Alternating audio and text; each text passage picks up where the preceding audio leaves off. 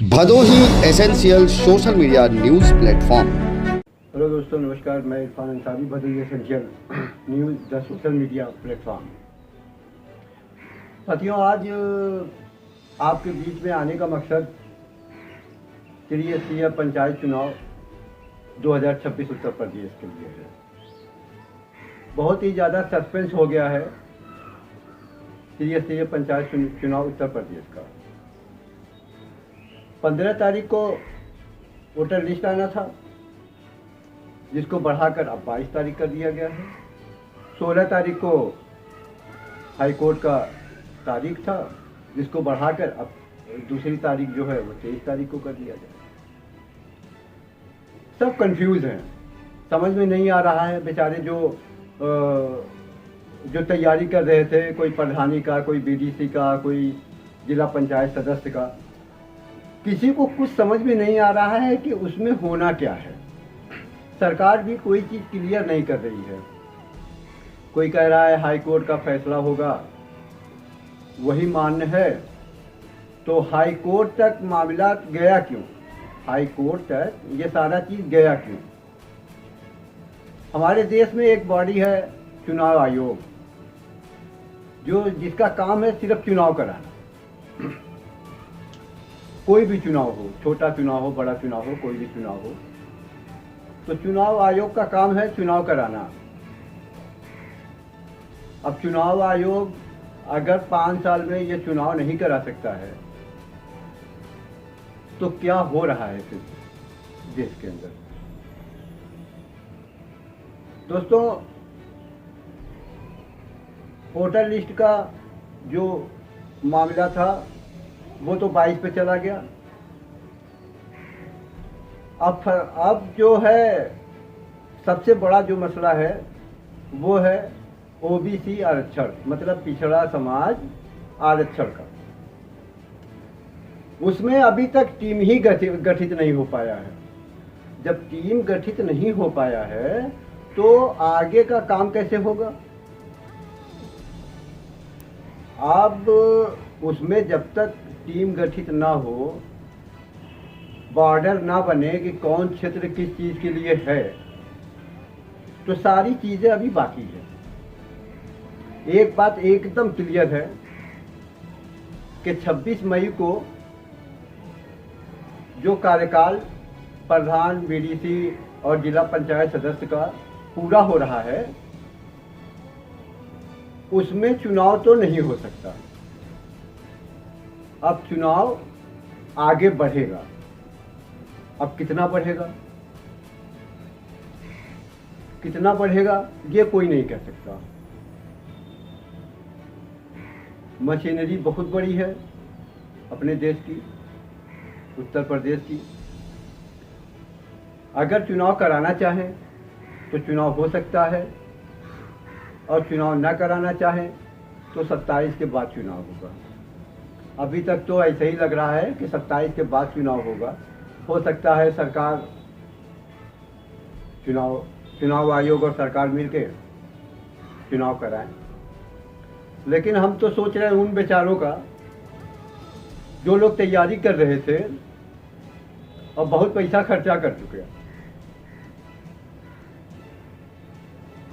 अभी मैं गांव में गया था, लोगों से मिला, बात हुआ, वहाँ पे लोगों से बात किया हमने।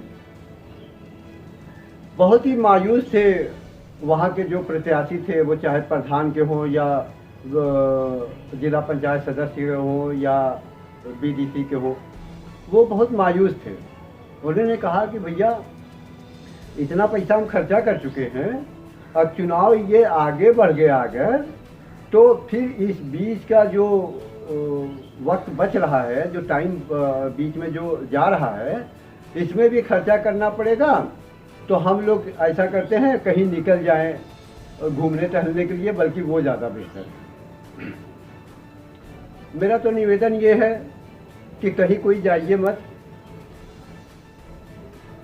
अभी हाई कोर्ट पे है, हाई कोर्ट 23 तारीख को सुनवाई करेगा। हो सकता है आपके पक्ष में फैसला आए और चुनाव हो जाए।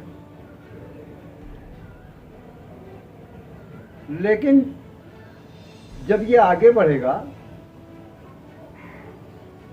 तो जो प्रधान का या जिला पंचायत का जो भी पावर है वो चला जाएगा प्रशासन के पास। मतलब प्रशासन ही जिला पंचायत होंगे, प्रशासन ही प्रधान होंगे, पंचायत ही प्रशासन ही बीडीसी होंगे।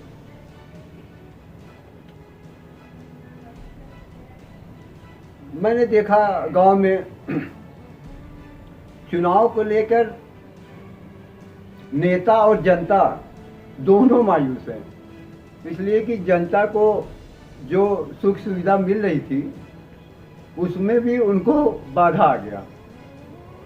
अब उनसे जो उनके नेता थे, जो चुनाव लड़ने वाले थे, वो भी अपना किनारे होने लगे कि यार कितना खर्चा करें। अभी राजनीतिक विशेषज्ञ जो है वो कह रहे हैं कि ओबीसी का आरक्षण जो करना है वो जल्दबाजी में नहीं किया जा सकता है। ये बहुत संवेदनशील मामला होता है और इसको बहुत ही देखभाल के किया जाता है। तो इसी तरीके से है सब कुछ। फर्जी न्यूज़ पे ना जाएं कि ये हो जाएगा चुनाव, वो चुनाव अभी तो नहीं होने वाला है। कम से कम 23 तारीख तक तो जब तक हाई कोर्ट की सुनवाई है, जब तक हाई कोर्ट का पूरा नहीं हो जाएगा सुनवाई, तब तक चुनाव नहीं होने वाला है। जब हाई कोर्ट पूरी सुनवाई कर लेगा, वो चाहे 1 तारीख में करे, चाहे 2 तारीख में करे और चाहे 5 तारीख में, और चाहे आज हो चुनाव और चाहे 6 महीने के बाद हो या 2027 में हो, विधानसभा चुनाव के बाद। ज़्यादातर लोग इसी पर उम्मीद लगाए हुए हैं कि चुनाव चला गया 2027 के बाद। मैं सिर्फ ये कहूँगा कि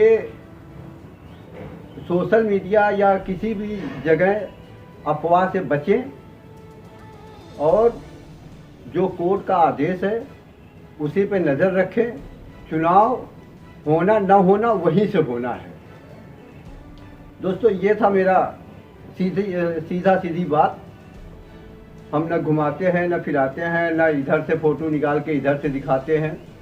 सीधी सीधी बात करते हैं, आपसे कनेक्ट करने की कोशिश करते हैं। आपको अच्छा लगे तो लाइक करिए, कमेंट करिए, सब्सक्राइब करिए